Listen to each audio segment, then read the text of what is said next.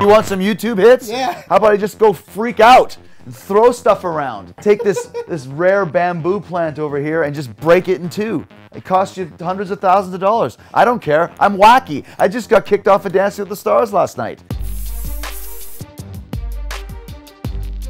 RJ here, hanging out at the Young Hollywood studio with wrestling superstar Chris Jericho, that a lot of you probably know from Dancing with the Stars. Yes, RJ and CJ. I like that. Right here on the palatial couch overlooking the LA skyline. Very VIP. No one really knows where we are. I'm going behind the scenes, man. I'm getting all the secrets out there. You pull up at the hotel, which is one of the fanciest hotels in Beverly Hills. You go up through 5 levels of security. Then you get frisked at the door, go through the metal detector, and then you get to come in here and sit down on the couch. And I'm not allowed to actually look RJ in the eyes or speak to him when we're off camera.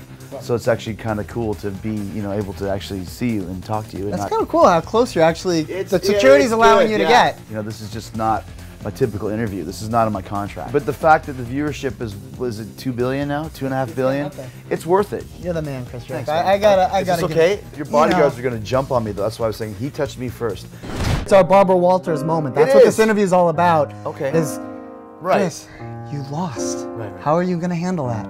I think I'll be fine. I think I'll be okay. And the fact you brought the red pillows that I requested, which is good. If you would have had the green ones in here, I'd be bawling like a baby. It was actually a really good time. I was on for 6 weeks of the show. There's 10 weeks, so it's not too bad.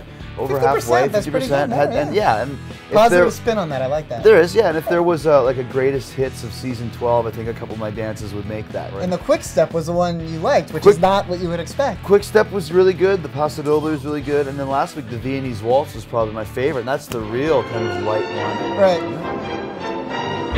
Was it harder when you had to prepare for that, or when you were preparing for some of the other stuff you were doing early on? I've been wrestling for 20 years, but dancing, I'd never done it before in my life. So let's do something for the very first time in front of 24 million people. Well, let's do it. Yeah, big deal. Yeah, exactly. So it was pretty hard at first, a little bit nerve-wracking, and the training was intense. Like, I don't think people realize just how much training, how much practice, and how much rehearsal you have to do. It's 7 hours a day, and you need every minute of it. This is literally the first day in 9 weeks that I haven't had dancing rehearsal. Wow. Yeah, it's weird. Like, I don't know what to do. Like, I feel my feet are moving. Like, are we supposed to practice now? Or, right. Because there's so much press and so much publicity, and everyone wants to talk to you, and it's such a juggernaut that now when you're off the show, it's like you're done. Boom, kicked out. You're like a prostitute. You're finished. Get out the door. Sending you back to Florida. Yeah, exactly. You're over with. I got to take a cab. LA doesn't want you anymore. Yeah, I got to take a cab back to Florida now. Was there any one moment you wish you could just take back? Anything that happened this season, you're like, oh, if I could have changed it or done something different, I would have? They put a lot of emphasis on dress rehearsal, the actual dress rehearsal. I'm not a dress rehearsal guy. I do my best, but it's never as good as when the crowd is there, when the audience is there, knowing, not just the audience, but knowing that this is the one. So I would have maybe liked to have reconfigured my attitude a bit to know that you have to think that way for the dress rehearsal as well.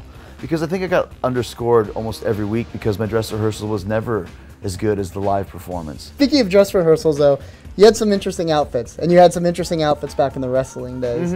Which was a little more embarrassing at times. None of these outfits were half as bad as some of the stuff that I wore in wrestling. I remember one time I thought it would be a good idea of like a head-to-toe checkerboard suit. So it's like white and black checkered pants, shirt, and jacket. I don't know where I found these things or who would ever buy it or wear it, but guilty. The costumes on this show are actually a little bit tame in comparison to the stuff that I was used to wearing in wrestling. We've talked about Chris the wrestler, Chris the dancer, now Chris the rock star. It's like I became an ambassador for the WWE and for heavy metal, and people got behind that. We were talking earlier, I hosted the Golden Gods Awards.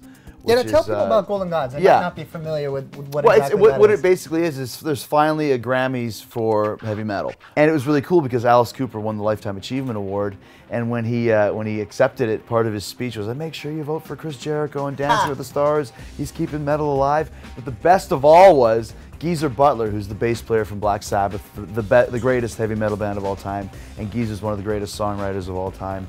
I'd never met him before, and I saw him introduce myself, and he's like, nice to meet you. I've been watching you on Dancing with the Stars. I even voted for you last week too. And I was like, yes! Geezer Butler voted for me. Yeah, we've been doing Fozzy as my band since 1999.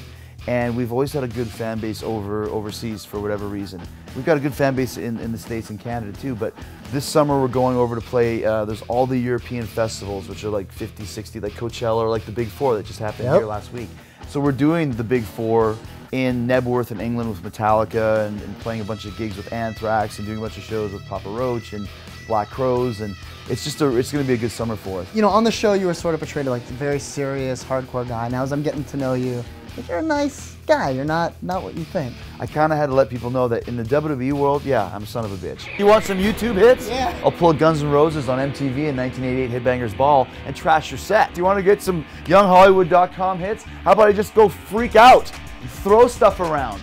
Take this rare bamboo plant over here and just break it in two. It costs you hundreds of thousands of dollars. I don't care. I'm wacky. I just got kicked off of Dancing with the Stars last night. But it's just an act. I'm actually a very nice guy, as you can tell.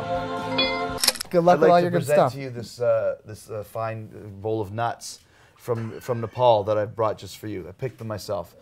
That's just for you. He even brings parting gifts. Now that is a nice guy. That's funny. Thank you, man.